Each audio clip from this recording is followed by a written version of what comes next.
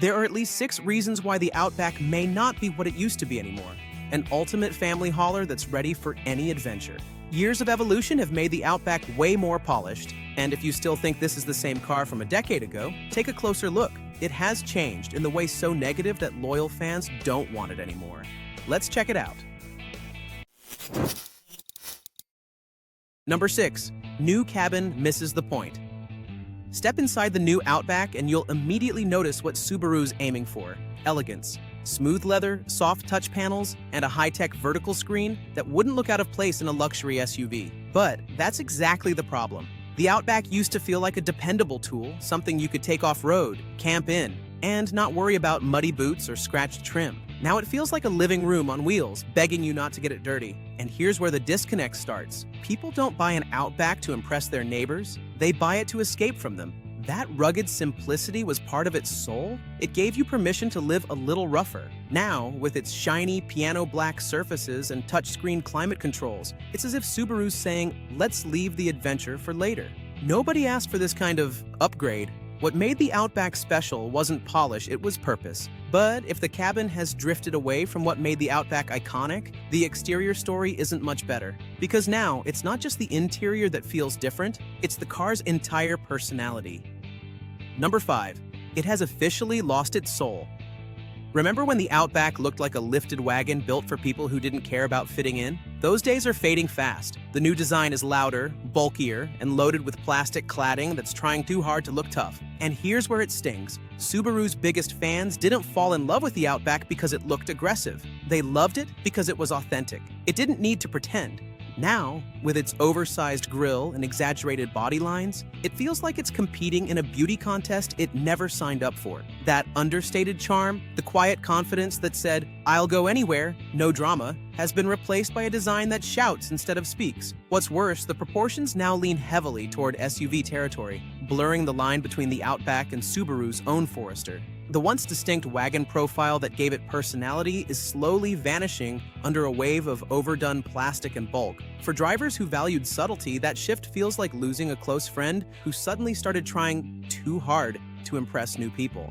And it's not just about aesthetics, it's about identity. The Outback used to represent a mindset, practicality over prestige, substance over show now. It feels like it's chasing the very trends it used to ignore. Subaru's attempt to make it more appealing may bring new customers, but it risks alienating the very community that built the Outback's reputation in the first place. For many longtime owners, this isn't evolution, it's identity loss. The Outback used to stand apart from the SUV crowd. Now it's trying to join them.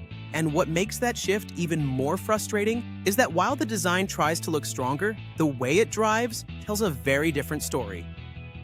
Number 4. Base engine feels underwhelming.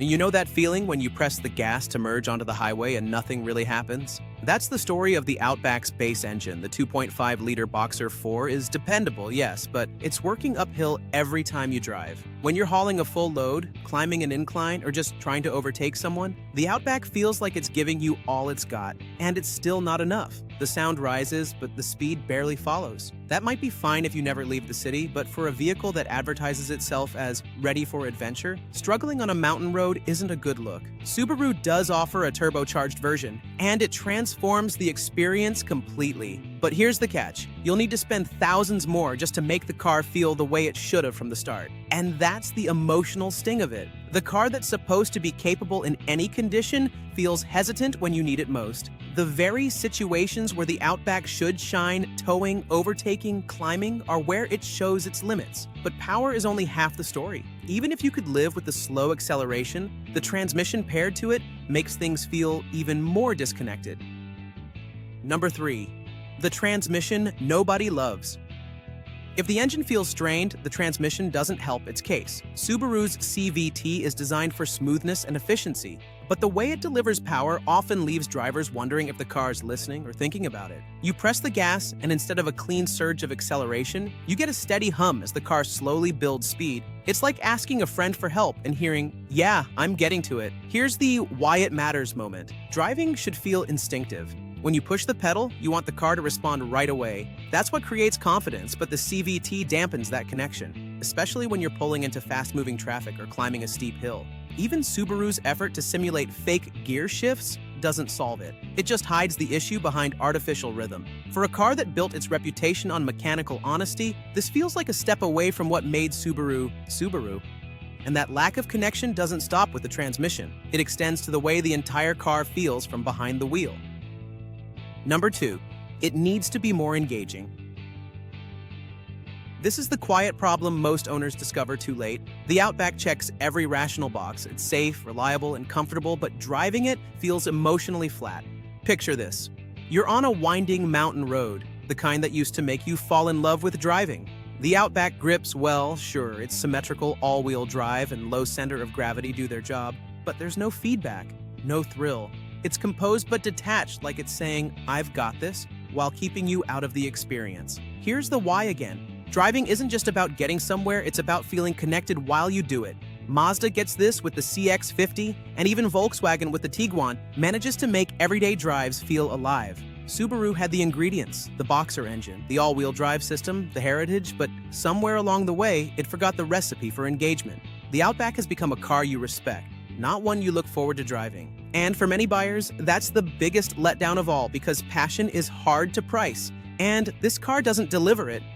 Speaking of price, that's where things get even trickier. Because if you think the Outback's character is starting to fade, wait until you see how quickly its price climbs. Number 1. Price climbs too quickly.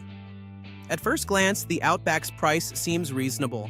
Around $30,000 for a well-equipped all-wheel drive crossover sounds fair. But once you start adding the options you actually want, better performance, nicer interior, advanced tech, it's suddenly knocking on the door of $40,000 to $45,000.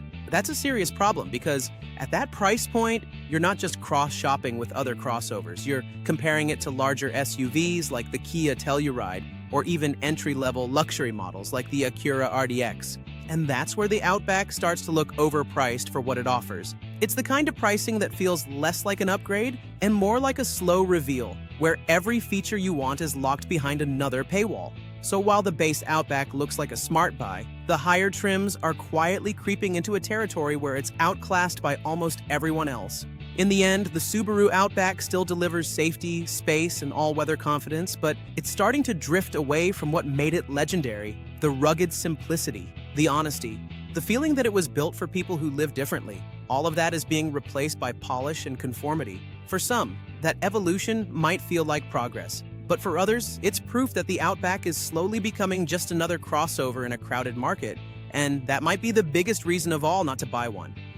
But don't think that the Outback is the only model that is slowly abandoning its true nature. If you've been a RAV4 fan, make sure to check out our video that explains why the new 2026 model is so disappointing. It's simply not as versatile as it used to be, but rather a comfort-oriented crossover that has lost pretty much all of its adventurous spirit.